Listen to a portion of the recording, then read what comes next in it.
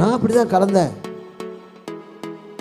1984 வருஷம் பிப்ரவரி மாதம் 24ஆம் தேதி நான் தற்கொலைக்கு போயிட்டு இருக்கும்போது தான் ஆண்டவர் என்னை சந்தித்தார்.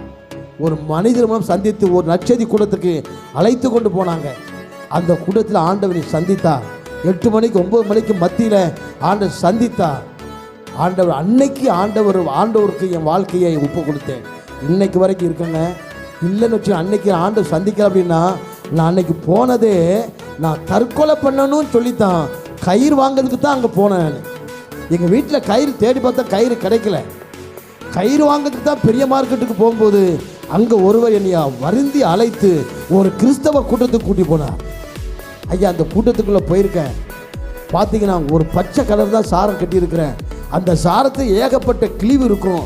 பெரிய தாடி போட்டிருக்கிறேன், நிறைய முடி பின்னால் போட்டிருக்கிறேன், பெரிய மீசை வச்சிருக்கிறேன், கண்ட கரையானிக்கு தவிர ரொம்ப கருப்பாக இருக்கிறேன்.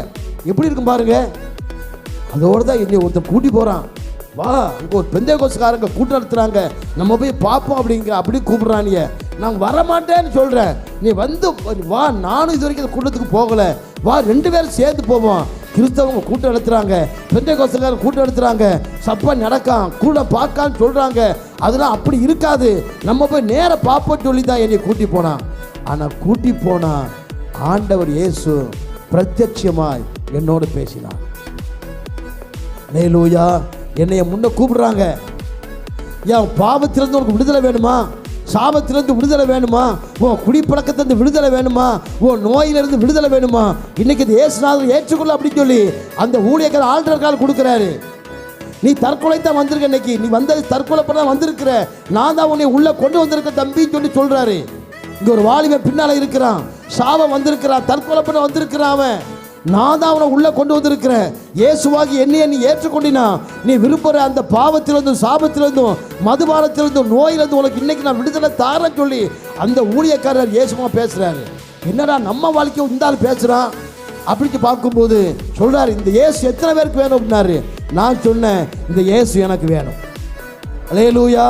என் பாவம் என்னை விட்டு போயிருமா, வியாதி என்னை விட்டு போயிருமா, என் சாபம் என்னை விட்டு போயிருமா, இந்த இயேசு எனக்கு வேணும் அப்படின்னு முன்னால் ஓடுனேன். எப்படி இருக்கும் பாருங்க. ஒரு கிறுக்க ஓடின மாதிரி ஓடினங்க, ஒரு பெரிய ஒரு கோமாளி ஓடின மாதிரி ஓடினேன், ஒரு பிச்சைக்கார ஓடின மாதிரி இந்த இயேசு எனக்கு தேவர் முன்ன ஓடினேன். அல்லேலூயா. ஆனால் அங்கே சொல்கிறாங்க, உன் மேலே கையை வச்சுக்க, நான் ஜெபம் பண்ண போகிறேன், இயேசுவை சந்திக்க போகிறேன் அப்படின்னா. ஆண்டவரே, நீ சரத்து பெரிய வியாதி, டாக்டர் சொல்லிட்டாரு, நீ 6 மாதம் தான் உயிரோடு இருப்ப, நீ செத்துருவேன் டாக்டர் சொல்லிட்டாரு. இதே தூத்துக்குள்ள டாக்டர் இருக்காரு, இன்னும் சாகலைங்க. டாக்டர் எதிராக ஒரு நாள் பார்த்தேன். நான் மனைவி ஒரு வியாதிக்காக கொரோனா நேரத்தில் உள்ளே போயிருக்கும்போது, நீ இவன்ல அப்படின்னாரு. ஜெயக்குடி தானே? ஆமாம் அப்படின்னு டாக்டர் சொன்னார். நீ 6 மாதம் தான் இருப்பாப்பா, இருக்க மாட்டேன். வீட்டுக்காரத்தை ஒழுங்குபடுத்தி விட்டாரு. எப்படி இருக்கும் பாருங்க. ஏற்கனவே 2 முறை தற்கொலை பண்ணி போயிருக்கேன், காப்பாற்றிட்டாங்க. 3ஆம் முறை தற்கொலைக்கு போகிறேன். ஆனால் இந்த மாதிரி சம்பவம். உடனே ஆண்டவர் என்னை தொட்டார், தூக்கி வீசப்பட்டேன். ரொம்ப நேரம் கழிச்சிட்டு எனக்குள்ள ஒரு பெரிய ஒரு சந்தோஷம், இனம் புரியாத சந்தோஷம், சமாதானம். எனக்குள்ள இயேசு உள்ளே வந்துட்டாருங்க. இயேசு எனக்குள்ளே பிறந்துட்டாரு. தற்கொலை பண்ணவங்க என்ன எனக்கு வரல, என்னை எழுப்பி விட்டாங்க, என் அட்ரஸை வாங்கினாங்க. தம்பி, இயேசு உன்னை ரசித்தா இருப்பா, நீ வீட்டுக்கு போ, நாளைக்கு வா அப்படின்னாங்க. நான் வந்தேன். தற்கொலை பண்ண வந்தவன் அங்கே போகலை, நேராக வீட்டுக்கு போயிட்டேன். சாகனுங்கிற என்ன எனக்கு வரல. காலையில் எழுந்துச்சு வேலைக்கு போயிட்டேன். பல மாதமாக வேலைக்கு போகாதவன் காலையில் எழுந்துச்சு வேலைக்கு போயிட்டேன். எந்த கெட்ட பழக்கம் சரி என்ன எனக்கு வரல. ஆண்டவர் முழுவதும் எனக்குள்ள வந்துட்டாரு. என்னை விட்டு போன குடும்பம்லாம் திரும்ப உள்ளே வந்துட்டாங்க. அல்லேலூயா. அதே 10 நாள் கழிச்சு 1 வாரம் எனக்கு இருக்கிறேன். என் பேரை நோட்டீஸ் போர்டில் போடுறாங்க, ஜெயக்கொடி பலபடியும் மருத்துவ செக்கப்புக்கு போகணும்னு சொல்லி. அதே ஆஸ்பத்திரிக்கு போகிறேன். அதே டாக்டர் பலபடியும் செக்கப் பண்ணுறாரு. ஆஃபீஸுக்குள்ளே வா அப்படின்னாரு. ஆஃபீஸுக்குள்ளே போகிறேன். என்ன டாக்டர் அப்படின்னா, நீ இங்கே வந்துட்டு போன பிறகு எந்த டாக்டரை போய் பார்த்து அப்படின்னாரு. ஐயா, ஒரு டாக்டரையும் பார்க்கல அப்படின்னா. இல்லை, நீ ஒரு டாக்டரை பார்த்துருக்கிய, உன் சரத்தில் ஒரு வியாதி இல்லை, எந்த டாக்டர் தேடி போன, எவ்வளோ கொடுத்தம் கேட்டார். ஒன்றும் கொடுக்கல. எந்த டாக்டர் தேடியும் போகலை, என்கிட்ட பணமும் என்கிட்ட இல்லை அப்படின்னு சொன்னார். இப்போ என்னை மேலங்களும் பார்த்தாரு. நீ போ, உன் சரீரத்தில் ஒரு வியாதி இல்லை, போ அப்படின்னாரு.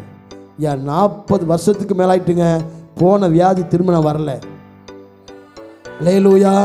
இயேசு எனக்குள்ளே அஸ்திபாரம் போட்டாருங்க. ஆண்டு ஸ்ட்ராங் ஆகிட்டாரு. இயேசு எனக்குள்ளே பிறந்தாரு. எல்லா மக்களுக்கும் போய் சொன்னேன், நிறைய மக்களுக்கு சொன்னேன். ஏகப்பட்ட வாலிய பையங்க ரட்சிக்கப்பட்டாங்க. அதில் வந்ததா ஜெப வீடு. அதுக்கு ஆதாரம் வேறு யாரும் இல்லை, பின்னால் பொன்ராஜ் இருக்கிறாரு. அவர்கிட்ட கேட்டு பாருங்க. நான் அவர் ஒன்றாத்தான் குடிச்சு அலைவோம், நான் அவர் ஒன்றாத்தான் சாரத்தோட குப்பையில் கிடப்போம். அவருக்கு சட்டி இருக்காது, எனக்கும் சட்டி இருக்காது. குப்பையில் தான் படுத்து கிடப்போம். எவன் வந்தாலும் வெட்டுவோம், எவன் வந்தாலும் குத்துவோம், எவன் வந்தாலும் அடிப்போம். போலீஸ் ஸ்டேஷனுக்கு அடிக்கடி போயிட்டு வருவோங்க. நல்லா புரிஞ்சுக்கொள்ளுங்க. ஆண்டவர் சந்தித்தாரு. அப்போ நான் ரட்சிக்கப்பட்டு உள்ளே வந்துட்டேன். ஜெப வீடு கட்டிக்கிட்டு இருக்கிறேன். பொண்ணு அங்கே கொத்தனார் வேலை செஞ்சுட்டு இருக்கிறாரு. அவருக்கு இயேசு பற்றி சொல்கிறேன். அவர் ரட்சிக்கப்பட்டார். அல்லேலூயா. அதனால தான் பொண்ணு எங்கே போனாலும் விடுற கிடையாது. ஆமென் சொல்லுங்க பார்ப்போம்.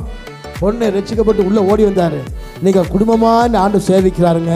எங்களுக்குள்ள இயேசு பிறந்தாருங்க. நான் எங்கேயோ பிறந்து வளர்ந்தவில்லை, இந்த திருவிழாங்க பிறந்து வளர்ந்தேன். ஏகப்பட்ட பையங்க ரட்சிக்கப்பட்டாங்க, ஏகப்பட்ட குடும்பம் ரட்சிக்கப்பட்டது.